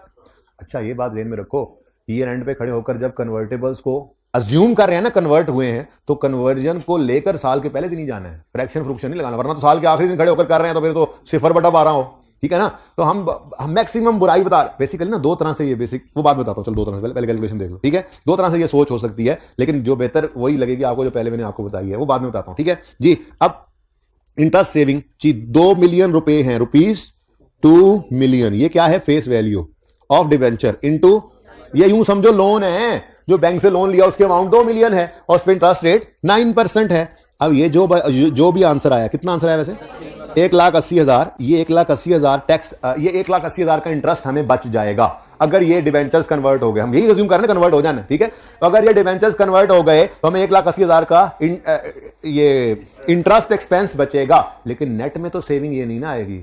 इसकी वजह से प्रॉफिट बढ़ने पर वही वाली बात, टैक्स भी तो बढ़ेगा। तो फिर इसको हमने क्या करना होगा? Net of tax. अगर टैक्स 30% है तो इसको नेट ऑफ टैक्स करना है, तो आफ्टर टैक्स करना है तो 70 कर दोगे। ठीक है, कितना आ गया, यानी कि ₹126 नेट ऑफ टैक्स जो है ये हमें सेविंग आएगी। कितने बच्चों ने ये सही निकाल लिया था? 70% लगाना था ना, मैंने लिखा भी था नेट ऑफ टैक्स करना है। ठीक है, अब तो नहीं भूलोगे। अब एक और सवाल करते हैं, देखते हैं भूलते हो कि नहीं भूलते। अच्छा, अब ये 180 में मिटा रहा हूँ, कोई जरूरत नहीं थी मुझे इसकी जी। ठीक है, तो ये बहरहाल 1 साल का इंटरेस्ट बचा, लेकिन 1 साल का इंटरेस्ट जो बचा है इसको नेट ऑफ टैक्स करना जरूरी होगा। ओके, ऐसे खुदा के लिए ऐसे ना करना, बस सुकून से क्या करना है आपने बस जो आपकी इंटरेस्ट सेविंग है उसे नेट ऑफ टैक्स, ये तो मैंने अज्यूम किया था 10 रुपए निकल आया, भारे का अलग से कैसे निकलेगा। ठीक है, अच्छा अब लंबा काम है, नहीं करना है ऐसे, जैसे कह रहा हूं वैसे करना है। नेक्स्ट है जी, ये तो चला गया रुपीस, ये आया है चेंज न्यूमरेटर में 126, न्यूमरेटर का तो पता है ना। ठीक है, अच्छा जो न्यूमरेटर है उसमें 1,26,000 का चेंज आ गया है। अब डिनोमिनेटर की बात करते हैं, कितने नंबर ऑफ शेयर्स बढ़े, अब ये देखते हैं। तो उन्होंने क्या कहा था कि 2 मिलियन रुपए या तो वापस ले जाना या हर 1,000 रुपए ऑफ डिवेंचर के बदले 10 शेयर ले जाना, हर 1,000 रुपए ऑफ डिवेंचर के बदले। तो टोटल कितने डिवेंचर के रुपए हैं? ये बिल्कुल स्लो मैंने चलाया आज इसको, बिल्कुल नई चीज थी, लेकिन कल अब ये सवाल एग्जाम लेवल के सवाल के अंदर होंगी चीजें। ठीक है ना, तो फिर कल ये ना हो कि आपको इसकी समझ ना आ रही हो, प्लीज, ये बिल्कुल भी गुंजाइश नहीं। आज का दिन लगाने का मकसद ही ये है कि कल फिर डायलूट के अंदर आप डायलूट डीपीएस की मल्टीपल कन्वर्टेबल ऑप्शंस के, कन्वर्टेबल इंस्ट्रूमेंट्स के साथ आपको सवाल मैनेज करना आता है। अलग अलग में ना फंसे होंगे, फिर ये ऑप्शन क्या है, फिर ये जो है वो डिवेंचर क्या है। ठीक है ना जी, तो 2 मिलियन रुपए डिवाइडेड बाय ₹1000, हर 1,000 के बदले 10 शेयर्स, तो टोटल 20,000 शेयर्स हमने इशू करने हैं। अगर ये सारे आ जाएं तो डिनोमिनेटर में फिर क्या बढ़ गया, 20,000 शेयर्स, नीचे शेयर्स पड़े हैं ना। अब बताओ, डाइल्यूटेड है फिर 9.8 पर शेयर। ठीक है बच्चों, अच्छा मिसाल के तौर पे कभी ऐसा हो जाए कि यहां पर डाइल्यूटेड डीपीएस आप निकालो और वो आ जाए 11.34, 11.2 से ज्यादा हो जाए, तो कभी भी उसको डाइल्यूटेड नहीं लिखना, ये तो कॉन्सेप्ट के खिलाफ, डाइल्यूट तो ना हुआ फिर। तो फिर अगर ऐसी सूरत बन जाए ना तो आप कहोगे बेसिक और डाइल्यूटेड 11.2 ही है। मैक्सिमम बुरा क्या हो सकता है, 11.2, इससे नीचे कुछ नहीं है। ठीक है ना, बढ़ जाए तो एंटी डाइल्यूटिव हो जाता है वो इंस्ट्रूमेंट कन्वर्टेबल। ऐसा हो सकता है ना कि न्यूमरेटर में बहुत कम पैसे आए, न्यूमरेटर में बहुत कम आए, डिनोमिनेटर बहुत ज्यादा आ जाए।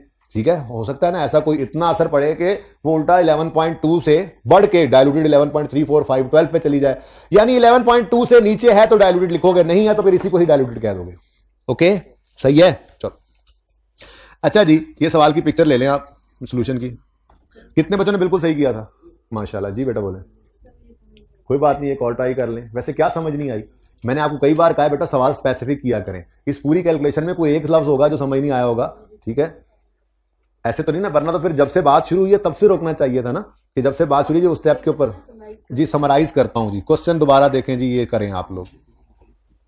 ये क्लास में बना है सवाल, इसके अंदर मैं दोबारा सारी बात बताऊंगा, वो समराइज होगी, शाबाश। लेकिन ध्यान से देखना, सवाल में कहीं रुपीज में डिवेंचर गिवन है या नंबर ऑफ डिवेंचर दे के फेस वैल्यू गिवन है, मुझे नहीं पता, दो तरह से आ सकता है ये सवाल, मतलब लिखा हुआ डाटा तो देख लो। 8A क्लास पिछली में क्लास में, अब अगली दफा बुक में डालेंगे, फिलहाल तो क्लास में ही आया पिछली बार, मतलब पिछली क्लास में। जल्दी करें, शाबाश। पैट गिवन है, पीवीडी नहीं है, अन्य वाना देखो, वही वाला काम करना है। इधर पैट दिया है मैंने, ऊपर पीवीडी था, difference. Weighted number of shares given है, 200 convertible bonds of ₹1000 each given है। यहां पे रुपीज में नहीं, मैंने बॉन्ड डिवेंचर एक ही बात, नाम बदल दिया, ठीक है, कन्वर्टेबल डिवेंचर। तो यहां पे 200 इंटू 1000 करोगे तो रुपीज में बॉन्ड्स की अमाउंट आएगी। खैर चले, with an interest rate of 3% per annum, each bond is convertible into 100 ordinary shares.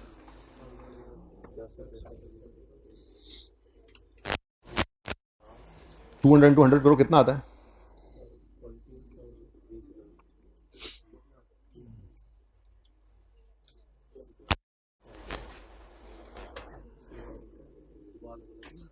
Ji 200 into 100 करें तो कितना बनता है? यानी कि कैलकुलेशन मुश्किल वाली उस तरह से नहीं गिवन, दोनों तरह से हो सकता है ना। ठीक है, उन्होंने उस सवाल में हमने क्या कहा था जी, इतने रुपीज हैं पर इतने रुपए इतने शेयर्स दे देंगे। यहां पे नंबर ऑफ डिवेंचर्स भी अलग दे दिया और हर डिवेंचर का बता दिया कि कितने शेयर्स में कन्वर्ट होगा, तो इजीली कन्वर्ट हो सकता है। लेकिन जल्दी करें, बिल्कुल इस तरह से 3 स्टेप्स में करें। बेसिक ईपीएस निकालें, डायल्यूटेड ईपीएस निकालें, डायल्यूटेड ईपीएस के लिए वर्किंग्स करें, जल्दी करें।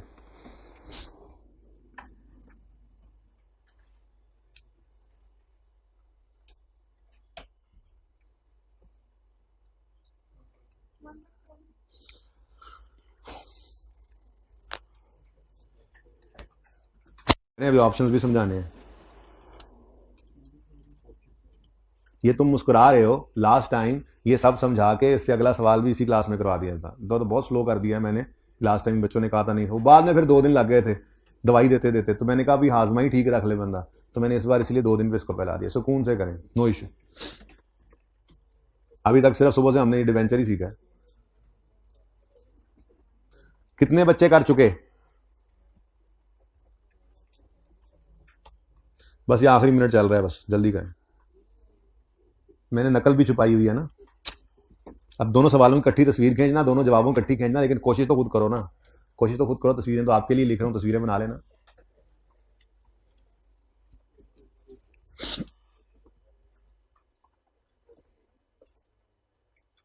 दोनों सवाल इकट्ठे ओपन करूंगा ना तो तस्वीर खींचना, करीब करीब लिखे हैं इसीलिए, फिर उनका फर्क भी देख लोगे ना। जी अब कितने बच्चे कर चुके? बाकी फिर माफी दे दें। आप कितने बच्चे कर चुके?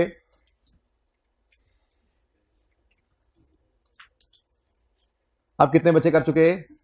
चलें सारे बच्चे बताएं कितने कर चुके हैं आप दोबारा से। अब तकरीबन 50% हो गया। हाइब्रिड वाले क्यों नहीं हाथ खड़ा कर रहे?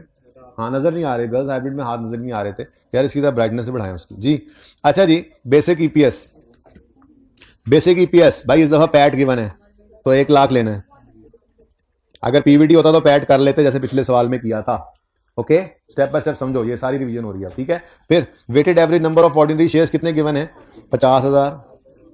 तो बेसिक ईपीएस आ गई हमारी ₹2 पर शेयर। आज सारी अर्निंग्स बट जाएं तो हर शेयर को कितने मिलेंगे? ₹2। लेकिन सवाल में पता चला कि हमारे पास कुछ कन्वर्टेबल बॉन्ड्स भी पड़े हैं। ये कन्वर्टेबल का मतलब वहां सवालों में लिखा होता है, मेरी एग्जांपल है ना, छोटी छोटी बात लिखी हुई मैंने, ठीक है ना, पिछली क्लास में। अब ऐसे ही बच्चों का थोड़ा वो सवाल आप नोट करो और फिर साथ साथ ये सवाल बना लिया, ठीक है ना। तो सादा बात, कन्वर्टेबल इनटू ऑर्डिनरी शेयर्स का मतलब क्या होगा? कन्वर्टेबल इनटू ऑर्डिनरी शेयर्स, ठीक है। मैंने पूरा नहीं लिखा। 200 कन्वर्टेबल बॉन्ड्स हैं। अब ये अमाउंट, ये नंबर ऑफ बॉन्ड्स गिवन है, ये रुपीज की फिगर नहीं गिवन, ठीक है। यहां पर क्या था? 2 मिलियन के डिवेंचर्स हैं। यहां पर क्या लिखा हुआ है? 200 डिवेंचर हैं। 2 मिलियन रुपए के डिवेंचर हैं, 200 डिवेंचर, ठीक है। अगर यहां पर भी रुपीज गिवन होता तो 200 इंटू 1000 करो, 200 इंटू 1000 करो, 2 लाख रुपए। अगर रुपए में होता तो यूं लिखा होता ₹200,000 convertible bonds, ₹2 million convertible debentures. फिर ये बात एक जैसी हो जाती, ठीक है। फर्क जानना है, फर्क जानना है दोनों में, ठीक है ना। तो ये ₹2 मिलियन के बॉन्ड्स हैं, डिवेंचर या बॉन्ड एक ही बात होती है, ठीक है। और ये 200 नंबर ऑफ बॉन्ड्स हैं, ठीक है। अच्छा, 1000 इनकी पार वैल्यू है with interest rate of 3%। Each bond is convertible into 100 ordinary shares. ये तो आसानी हो गई, ऊपर नंबर ऑफ बॉन्ड्स गिवन है, हर एक बॉन्ड जो है वो 100 शेयर्स में बदलता है। जबकि यहां कैसे लिखा हुआ था? हर 1000 रुपए ऑफ डिवेंचर के बदले 10 शेयर देते हैं, और यहां पे हम क्या कह रहे हैं? हर डिवेंचर के बदले हम 100 शेयर दे रहे हैं। तो कन्वर्जन किसी भी तरह से दी हो सकती है भाई, ठीक है। ये तो आसान है, उल्टा ये मुझसे आसान सवाल बन गया। चलें, तो भाई डायलूटेड ईपीएस निकालनी है तो पहला स्टेप मैंने आपको क्या कहा हुआ है? पहले तो आप बेसिक ईपीएस ही लिख लिया करते हो, ठीक है। न्यूमरेटर डिनोमिनेटर सेम वही लिखा गया। अब आपको पता है कुछ न्यूमरेटर में ऐड होगा, कुछ डिनोमिनेटर में ऐड होगा। न्यूमरेटर में शेयर्स बढ़ेंगे, डिनोमिनेटर में इंटरेस्ट सेविंग ऑफ टैक्स, ठीक है। अब चलो पहले न्यूमरेटर निकाल लेते हैं जी। वर्किंग वन जी, 3% पर एनम इंटरेस्ट है।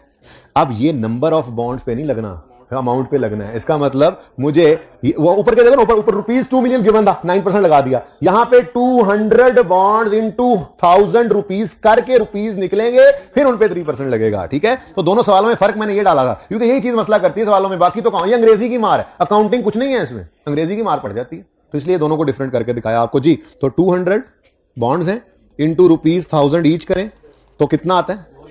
अभी तक मैंने लिखा ₹200,000। अब ये ₹200,000 ये 2 मिलियन के बराबर होगी ये बात, ठीक है। अब इसके ऊपर लगाएंगे हम 3%, ठीक है। तो ये जो मैंने उधर ब्रैकेट लगाई थी ना, वो ब्रैकेट अब लगाइए। वो 2 मिलियन का 9% टोटल इंटरेस्ट सेविंग, उसको नेट ऑफ टैक्स किया।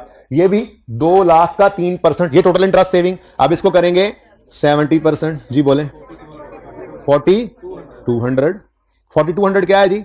ये हमें net of tax interest saving मिल गई 4200, ठीक हो गया जी।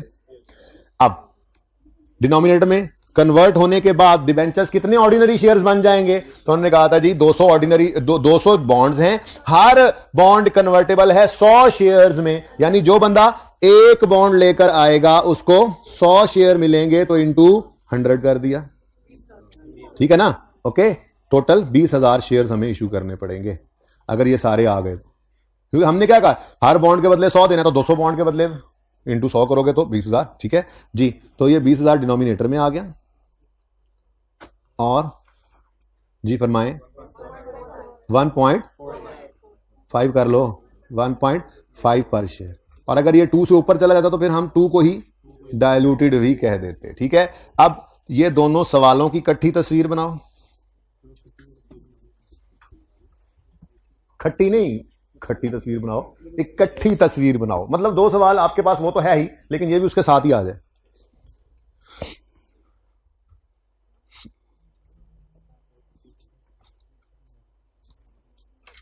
हाइब्रिड में देखें यार, मुझे ना नजर नहीं आ रही आज एक क्लास हाइब्रिड में तस्वीर तो नहीं बना रहा कोई, और जल्दी कर लो भाई, हाइब्रिड बॉयज में दूसरी रो वाले भाई तस्वीर खींच भी लो, क्या कर रहे हो? होगी, ओके जी। अब सॉल्यूशंस की भी तस्वीर बना लें इकट्ठी। 8 सवाल ओरिजिनल सवाल है और 8A जो अभी हमने चेंज किया है। अब ठीक है, अब एंड वालों सही है? हाँ जी, समझ आया? रिव्यू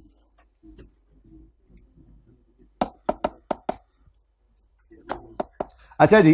अब ये तो थे बॉन्ड्स, डिबेंचर्स, मैंने 2 नाम तो इस्तेमाल भी कर लिए, एक में डिबेंचर दूसरे में बॉन्ड, TFC, ठीक है, लोन नोट्स, ये चारों का बिल्कुल 100% सेम ट्रीटमेंट है, सिर्फ नाम बदलेगा। बेसिक में कुछ नहीं करते इसका, कन्वर्टेबल इंस्ट्रूमेंट्स का, लेकिन डायलूटेड आए तो क्या करते हैं, डिनोमिनेटर में कन्वर्जन के बाद वाले शेयर्स लिख देते हैं, न्यूमरेटर में interest saving net of tax add कर देते हैं प्रॉफिट में, ठीक है, सही है। अब प्रेफरेंस शेयर्स जो है सिर्फ इनसे अलग इस तरह से हैं कि प्रेफरेंस शेयर्स का जो डिविडेंड है वो by default net of tax नहीं करना, क्योंकि प्रेफरेंस शेयर्स का डिविडेंड है, कभी टैक्स वाले वो अलाउएबल डिडक्शन कह देते हैं, कभी अलाउएबल डिडक्शन नहीं कहते। तो ये है तो खैर जरा ऊंचे लेवल की बात, आप फाइनल में जाकर देख लेंगे इसको, लेकिन यहां पर सिर्फ आपको एक उसूल लिखवाऊंगा कल, क्योंकि कल मैंने जो सवाल करना है वो ये वाला सवाल है। इसमें आप देखें तो आपको ऑप्शंस भी नजर आ रहे हैं, प्रेफरेंस शेयर्स भी कन्वर्टेबल नजर आ रहे हैं, बॉन्ड भी नजर आ रहे हैं, एक सवाल में सारा कुछ इकट्ठा होना है, तो वहां पे रैंकिंग भी सीखेंगे, पूरा एग्जाम लेवल का जैसे सवाल बन सकता है वो भी करेंगे, ठीक है। तो हर दफा ये करते हैं, ऐसी बात नहीं है, लेकिन फिलहाल ये कह रहा हूं कि अभी मैं सिर्फ जबानी बता रहा हूं कि अगर प्रेफरेंस शेयर्स हो और उनका डिविडेंड हो, तो सवाल जब तक कहे ना कि preference shares are allowable tax deduction, तब तक आपने उसको नेट ऑफ टैक्स नहीं किया करना। तो कल वाले सवाल में हम इंशाल्लाह जब प्रेफरेंस शेयर्स आएंगे उसके डिविडेंड को नेट ऑफ टैक्स नहीं करेंगे, क्योंकि सवाल में नहीं लिखा हुआ, तो वहां पे मैं आपको स्टार लगा के ये उसूल भी लिखवा दूंगा। सिर्फ यही फर्क है, इसके अलावा और कोई फर्क नहीं, इसलिए मैंने इसको ना अलग डिब्बे में रखा था, अलग ट्री के ऊपर ना अलग रखा था। सब कुछ सेम, कन्वर्ट होकर नंबर ऑफ शेयर्स ही बढ़ेंगे, फिर उसका डिविडेंड जो था इंटरेस्ट जैसा, वो डिविडेंड भी सेविंग होगी, लेकिन उस सेविंग को नेट ऑफ टैक्स करना है या नहीं करना है ये सवाल बताया करेगा। बस इतना सा फर्क है, इसलिए मैंने इसको अलग नाम दिया। अकाउंटिंग में कोई फर्क नहीं है, फर्क सिर्फ ये है, ये इंटू 70% होता है हमेशा, लोन नोट, डिबेंचर, बॉन्ड, क्योंकि इंटरेस्ट तो आपको पता है एक अलाउएबल डिडक्शन ही है, ठीक है। तो ये हमेशा नेट ऑफ टैक्स होते हैं, लेकिन ये जो प्रेफरेंस डिविडेंड है रिडीमेबल वाला, वो डिविडेंड तो सेविंग में ऐड करना है ऊपर, सेविंग कहकर, लेकिन उसको नेट ऑफ टैक्स करना है या नहीं करना ये सवाल बताया करेगा। ओके, ठीक है। तो ये 2 चीजें हो गई, हमने पढ़ ली। पहली चीज कन्वर्टेबल इंस्ट्रूमेंट में, पहली कन्वर्टेबल डिबेंचर, दूसरी रिडीमेबल प्रेफरेंस शेयर, ठीक है। तीसरी चीज है जी ऑप्शन, शेयर ऑप्शन, ठीक है। A company has given 4000 share options at a price of 20 पर शेयर, मार्केट प्राइस पर शेयर इज 25 पर शेयर। 25 वाला शेयर 20 में खरीदने का ऑप्शन दोगे तो अगला लेगा ना, फिर ऑप्शन की भी कोई कीमत होती है, वो पैसे लेकर ना कंपनी बाय बैक करती है कुछ शेयर, छोड़ो उस बात को, फिलहाल ये जरा बेसिक बात समझ लो। ऑप्शंस, अब कंपनी ने 20 रुपए वाला 25 रुपए वाला शेयर 20 में खरीदने की ऑफर जो कर दी उनको कि खरीद लेना, तो इसमें बोनस का एलिमेंट ऐड हुआ कि ना हुआ? बात सुनो इधर, मिसाल के तौर पर हमने एक शेयर खरीदने का ऑप्शन दिया है इनको कि तुम एक शेयर खरीद लेना। अब वो एक शेयर 25 रुपए का बाजार में है, 20 रुपए का हमने उसको ऑप्शन दिया है, तो 20 तो वो लाएगा ना, बोलो।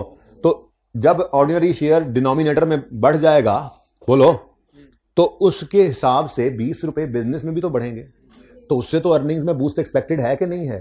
तो अगेन ऑप्शन में भी हमें तकलीफ किसकी है? उन 5 रुपयों की जो बोनस एलिमेंट है। ऑप्शन में भी हमें तकलीफ किससे है? वो 5 शेयर से कि जो अर्निंग्स को बूस्ट नहीं दे रहे। ठीक है, अब ये 5 शेयर्स कैसे निकलेंगे? Again, one is the long cut and other is the short cut. The big boss is the big box is the big boss. ठीक है, इसमें लॉन्ग कट होगा जिससे मैं आपको निकालना सिखाऊंगा नंबर ऑफ शेयर्स जो बोनस हैं इस ऑप्शन में, और फिर एक हमारा फेवरेट शॉर्टकट होगा। हम पर्चे में जो शॉर्टकट यूज करेंगे, लॉन्ग कट कौन करता है यूज, लेकिन लॉजिक तो देनी ही होती है ना। अब मेरे बच्चों मुझे ये बताओ कि आपने ये ऑप्शंस कितने में बेचे? कितने शेयर ऑप्शंस हैं? 4000 शेयर ऑप्शंस हैं, और हर शेयर आपने कहा है जी कि भाई साहब आप कितने का खरीद लेना? 20 रुपए का, तो टोटल 80,000।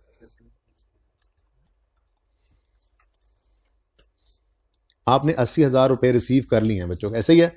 अब अगर आप ये 80,000 रुपए रिसीव करने के लिए शेयर्स 20 की बजाय मार्केट प्राइस 25 पे बेचते, ये थोड़ी देर के लिए जरा सोच के बताएं कि आप अगर 25 रुपए का शेयर ही बेचते तो यही 20,000 लाने के लिए आपको कितने शेयर इश्यू करने पड़ते?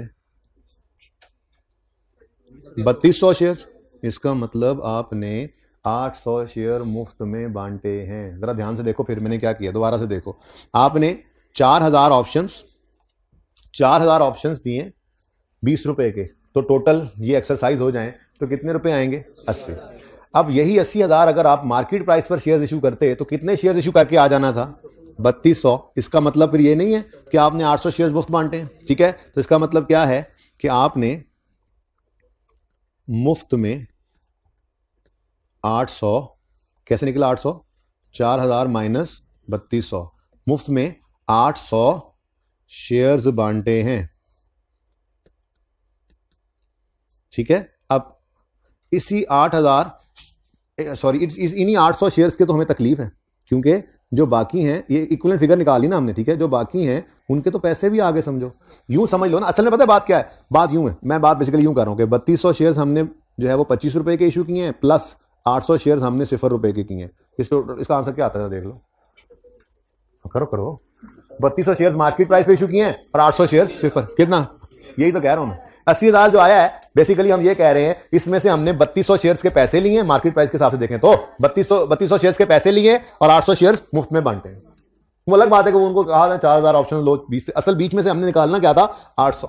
ठीक है, अब ये 800 रुपए ऑर्डिनरी शेयर्स में, बेसिक ईपीएस में नहीं आते, जब डायल्यूटेड में आएंगे तो ये अगर ऑप्शंस ईयर एंड पे पड़े हैं तो हम इनको कंसीडर करेंगे तो यही कहेंगे ना कि 800 शेयर्स अगर ये आज सारे आकर अपना ऑप्शन एक्सरसाइज कर लें तो नंबर ऑफ शेयर्स डिनोमिनेटर में कितने बढ़ जाएंगे? 800। ये मुफ्त शेयर्स बढ़ गए। ठीक है ना, मुफ्त वाले शेयर। यहां पर भी तो यही मसला चल रहा था। हम क्या कह रहे थे? अगर ये रिडीम करा लें, और रिडीम कराने की बजाय करा लें, तो कन्वर्ट कराने से क्या होगा? डिबेंचर पेएबल डेबिट हो जाएगा और शेयर कैपिटल क्रेडिट हो जाएगा। कोई कैश नहीं आना इस कन्वर्जन से। मसला तो तभी हुआ था ना, देखो कैश तो वही है जो पहले से आके बिजनेस में चल रहा है, तो अगर कन्वर्जन कराएं तो कोई कैश नहीं आना। बिल्कुल ऐसे ही इन 800 शेयर्स का कोई कैश नहीं आना। ठीक है, तो ये डिनोमिनेटर में बढ़ गए। अब न्यूमरेटर में बताओ कितनी टैक्स सेविंग, कितनी इंटरेस्ट सेविंग मिल गई हमें? Sir percentage rate of interest ही नहीं गिवन है ना। ऑप्शन कौन सा इंटरेस्ट होता है? अल्लाह के बंदो, इतनी देर सोचना बनती थी। ऑप्शन पे कौन इंटरेस्ट देता है? वो बोलो। तो इसका मतलब जो ऑप्शंस आएंगे तो उसमें सिर्फ डिनोमिनेटर बढ़ा करेगा, न्यूमरेटर में कोई interest saving net of tax करके प्रॉफिट में ऐड नहीं करनी, क्योंकि ऑप्शंस पे हम कोई इंटरेस्ट नहीं दे रहे होते कि ऑप्शन खत्म हो जाएगा तो इंटरेस्ट सेव हो जाएगा। ठीक है, लेकिन ये सारा काम तो आपको पता है, आपको करने का दिल ही नहीं करता, आप तो शॉर्टकट लेते हैं। अब वो शॉर्टकट रास्ता क्या है? आप कहोगे टोटल कितने ऑप्शंस हैं बताओ? 4000 ऑप्शंस हैं। इनको डिवाइड किया करेंगे हम मार्केट प्राइस से, और जितना पैसा छोड़ा बोनस एलिमेंट वो कितना है? 5। जरा बताओ आंसर कैलकुलेटर पे। सुभान अल्लाह, तो इतना सा काम है, बस 800 शेयर निकाला करेंगे ऑप्शंस के। ये बस ऑप्शंस के ऊपर ऐसे 800 शेयर निकालेंगे, 800 शेयर निकाल के डिनोमिनेटर में ऐड कर देंगे, न्यूमरेटर में कुछ भी नहीं आएगा, क्योंकि ऑप्शन पे कोई इंटरेस्ट नहीं होता। जो ऑप्शन खत्म होने पर इंटरेस्ट सेव हो जाएगा, ऑप्शन खत्म होगा तो बस शेयर्स बढ़ेंगे। ओके, जरा जल्दी से यहां अप्लाई करो, इसको शॉर्टकट अप्लाई करो, छोड़ो लॉन्ग कट मैं अप्लाई करता हूं, आप शॉर्टकट अप्लाई करो जल्दी से। आप शॉर्टकट से आंसर निकालो, मैं लॉन्ग कट से निकाल रहा हूं। 8000 ऑप्शन है जी, हर ऑप्शन हमने एक्सरसाइज प्राइस 20 रुपए का दिया हुआ है मुझे, 7,27,000। मुझे तो बताओ यार, मुझे भी बताओ ना यार। मैं पुरानी आदत क्यों, मैं समझा मेरे बच्चे मुझे सवाल का जवाब बता रहे हैं। गंदे बच्चे, अपनी पड़ गई इनको जी। 1,60,000 दुनिया मतलब दी। अब यही 1,60,000 रुपए अगर हम मार्केट प्राइस पर शेयर इशू करते ना, तो 22 रुपए के हिसाब से कितने शेयर बनते? 7270 शेयर्स। अच्छा, 7272 शेयर इशू करते तो यही शेयर्स हमें मिल जाते, यही रुपए हमें मिल जाते। इसका मतलब हमने 8,000 माइनस करो 7272, हमने कितने मुफ्त में बांटे? 728 शेयर्स मुफ्त में बांटे। ठीक है, मुफ्त में बांटे। यही हमने क्या करना होगा जी, यही हमने बेसिक ये डायल्यूटेड डीपीएस में हमने डिनोमिनेटर में इसको ऐड कर देना होगा और ऊपर न्यूमिनेटर में कुछ भी नहीं आना। लेकिन इतना काम कौन करे? आपको बिल्कुल भी पसंद नहीं है ये। आप तो कहेंगे जी 8,000 टोटल शेयर ऑप्शंस हैं, डिवाइड करेंगे इसको मार्केट प्राइस से और एलिमेंट ऑफ बोनस डालेंगे, कितना था 2, तो बताएं जी। तो ये बस 728 निकालने का तरीका होगा। ये ऑप्शंस के अंदर आप इस तरह से निकालेंगे, डिनोमिनेटर में शेयर्स को ऐड कर देंगे, न्यूमिनेटर में कुछ भी नहीं आएगा। ठीक है, अब चूंकि टाइम खत्म हो गया है इसलिए एक अच्छा सवाल पूरा इसका मैं नहीं करवा रहा, लेकिन होमवर्क में है, काम सिखा दिया। ठीक है, अब कल जब आप आएंगे तो मैं कोशिश करूंगा एक सवाल डिबेंचर के तो खैर 2 हो गए हैं, एक सवाल कोई प्रेफरेंस शेयर्स का कहीं से पकड़ लाऊंगा या फिर पिछली क्लास में को बना लूंगा और एक ऑप्शन का सवाल करवाऊंगा। अब डिबेंचर, प्रेफरेंस शेयर्स और ऑप्शंस इकट्ठे अलग अलग देख के फिर उनको एक सवाल में इकट्ठा कर देंगे, तो कल इंशाल्लाह ये टॉपिक हमारा कंक्लूड हो जाएगा। ठीक है जी, तो होमवर्क जो है हमारा वो ये है, इसको ध्यान में रखिएगा और तस्वीरों में भी रखिएगा। जिंदगी रही तो कल होगी मुलाकात। अल्लाह हाफ़िज़।